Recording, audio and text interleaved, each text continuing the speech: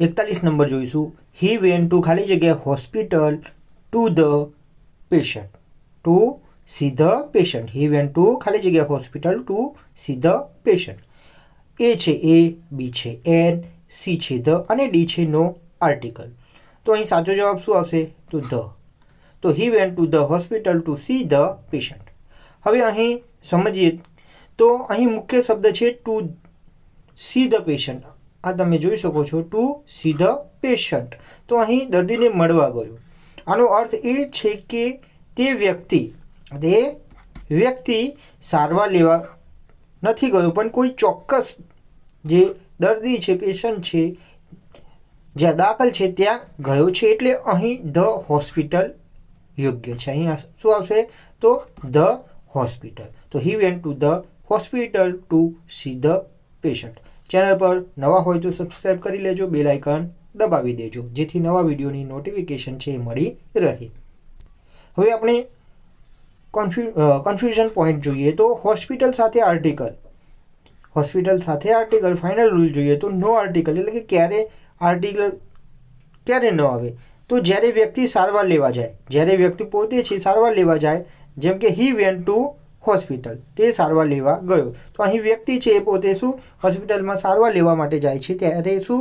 તો હોસ્પિટલ સાથે આર્ટિકલ આવતો નથી. અને બીજું છે ધ ક્યારે. ધ ક્યારે જ્યારે કોઈ ચોક્કસ હોસ્પિટલમાં જાય, કોઈ ચોક્કસ હોસ્પિટલમાં જાય, જેમ કે મળવા, જોવા, કામ માટે વગેરે. તો he went to the hospital, he went to the hospital to see the patient. તો આ રીતે આપણે કન્ફ્યુઝન પોઈન્ટ જોયો કે ધ ક્યારે આવે અને ક્યારે આર્ટિકલ ન આવે. 42 નંબર જોઈશું. સી ઇઝ ખાલી જગ્યા ઇન્ડિયન સિટીઝન. ઓપ્શન એ છે એ, બી છે એન, સી છે ધ અને ડી છે નો આર્ટિકલ, એટલે કે કોઈ આર્ટિકલ નહીં. તો સાચો જવાબ આવશે B an. C is an Indian citizen. હવે ઇન્ડિયનનો ઉચ્ચાર શરૂ થાય છે ઈ વોવેલ સાઉન્ડથી, એટલે કે જે ઉચ્ચાર છે એ ઈ એટલે કે સ્વર ઉચ્ચારથી શરૂ થાય છે, એટલે આપણે અહીં એન આર્ટિકલ લઈશું. 43 નંબર જોઈશું. ખાલી જગ્યા gold is a precious metal. Option A છે એ, બી છે એન, સી છે ધ અને ડી છે નો આર્ટિકલ. તો સાચો જવાબ શું થશે? તો ડી નો આર્ટિકલ, એટલે કે અહીં કોઈ આર્ટિકલ આવશે નહીં. તો શું આવશે? ફક્ત gold is a precious metal. સમજીએ સમજૂતી. તો ગોલ્ડ સામાન્ય અર્થમાં ધાતુ તરીકે વપરાય છે. ગોલ્ડ છે સોનું, એટલે કે સામાન્ય અર્થમાં શું ધાતુ તરીકે વપરાય ત્યારે આર્ટિકલ નથી આવતો, ત્યારે કોઈ આર્ટિકલનો ઉપયોગ થતો નથી. Gold is a precious metal. અહીં નિયમ છે કે મેટલ સામાન્ય રીતે કહીએ ત્યારે શું કોઈ આર્ટિકલ આવતો નથી, નો આર્ટિકલ, કોઈ આર્ટિકલનો ઉપયોગ થતો નથી. મિત્રો, આ તમે સમજી ગયા હશો. 44 નંબર જોઈશું. હી ઇઝ ખાલી જગ્યા only son of his parents. A છે એ, બી છે એન, સી છે ધ અને ડી છે નો આર્ટિકલ. તો સાચો જવાબ શું આવશે? સી ધ, એટલે કે he is the only son of his parents. તો સમજૂતી જોઈ લઈએ. તો ઓનલી, આ જે ઓનલી છે એ શું છે? એક વિશેષણ છે. શું છે મિત્રો? એક વિશેષણ છે, જે કંઈકને એકમાત્ર બતાવે છે. જે કંઈક છે એને શું એકમાત્ર બતાવે છે, તેથી પહેલાં ધ આવે છે. શું? તેથી પહેલાં ધ આવે છે. તો અહીં જોઈએ તો ધ પ્લસ ઓનલી સુપરલેટિવ. તો નિયમ, એનો શોર્ટ નિયમ જોઈએ તો જ્યારે કોઈને ખાસ બનાવી બતાવીએ, કોઈને શું ખાસ બનાવીને આપણે બતાવીએ છીએ ત્યારે ધ આવે છે. ત્યારે શું આવે છે? ધ આવે છે. હવે શબ્દો જોઈએ તો ઓનલી છે, બેસ્ટ છે, ફર્સ્ટ છે અને લાસ્ટ છે. તો આ જે શબ્દો છે એ શું? તો વિશેષણ જે છે એ આપણે અહીં જોયા. તો હી ઇઝ શું આવશે? The only son of his parents. 45 number જોઈશું. સી ફાઉન્ડ ખાલી જગ્યા egg in a nest. A છે એ, બી છે એન, સી છે ધ અને ડી છે નો આર્ટિકલ. તો આન્સર એન આવશે. શું આવશે? An. She found an egg in the nest. તો સમજૂતી જોઈએ તો એગ શબ્દ વોવેલ સાઉન્ડ એથી શરૂ થાય છે. જે શું છે? Vowel sound. શું છે? એ વોવેલ સાઉન્ડ, એટલે કે સ્વર ઉચ્ચારથી થાય છે, એટલે પહેલા એન આવે છે. 46 નંબર છે ખાલી જગ્યા હિમાલયાઝ આર બ્યુટીફુલ. ખાલી જગ્યા હિમાલયાઝ આર બ્યુટીફુલ. તો એ છે એ, બી છે એન, સી છે ધ અને ડી છે નો આર્ટિકલ. તો આન્સર શું આવશે? ધ. તો ધ હિમાલયાઝ આર બ્યુટીફુલ.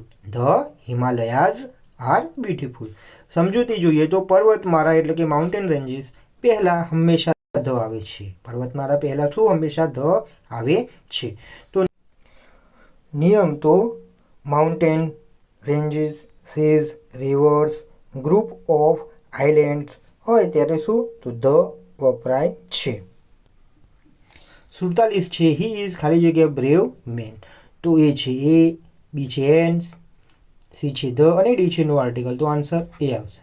શું આવશે? A. He is a brave man. તો સમજૂતી તો બ્રેવ શબ્દ કોન્સોનેન્ટ સાઉન્ડ એટલે કે વ્યંજન ઉચ્ચાર બ્રથી શરૂ થાય છે.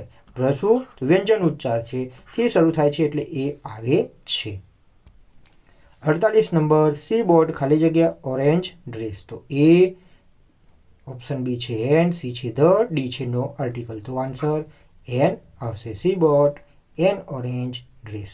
તો ઓરેન્જ શબ્દ વોવેલ સાઉન્ડ એટલે કે સ્વર ઉચ્ચાર ઓથી શરૂ થાય છે એટલે પહેલા એન આવશે.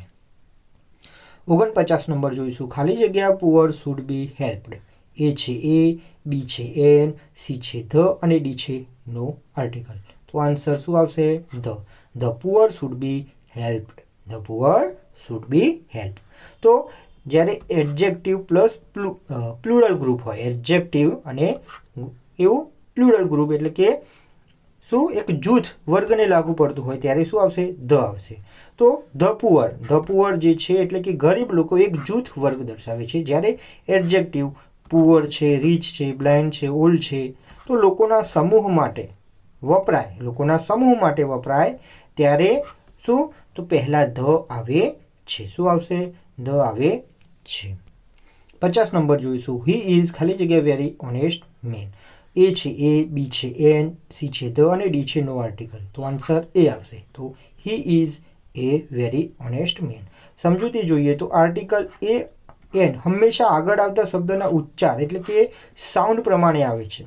જે આર્ટિકલ એ અને એન છે એ શું? શબ્દના ઉચ્ચાર પ્રમાણે આવે છે, સ્પેલિંગ પ્રમાણે આવશે નહીં. આર્ટિકલ પછી તરત જે શબ્દ આવે છે તે છે વેરી. અહીં આર્ટિકલ પછી જે શબ્દ આવે છે કયો છે? વેરી છે. તો વેરીનો સાઉન્ડ એટલે કે ઉચ્ચાર શું છે? વ છે. એટલે કે કોન્સોનન્ટ સાઉન્ડ વ્યંજન ઉચ્ચાર છે એટલે અહીં એ વપરાશે. એટલે અહીં શું વપરાશે? તો એ છે એ વપરાશે. એટલે કે he is a very honest man. ભલે ઓનેસ્ટ વોવેલ સાઉન્ડથી શરૂ થતું હોય. તો અહીં ઓનેસ્ટ જે છે એ વોવેલ સાઉન્ડથી શરૂ થતું હોય.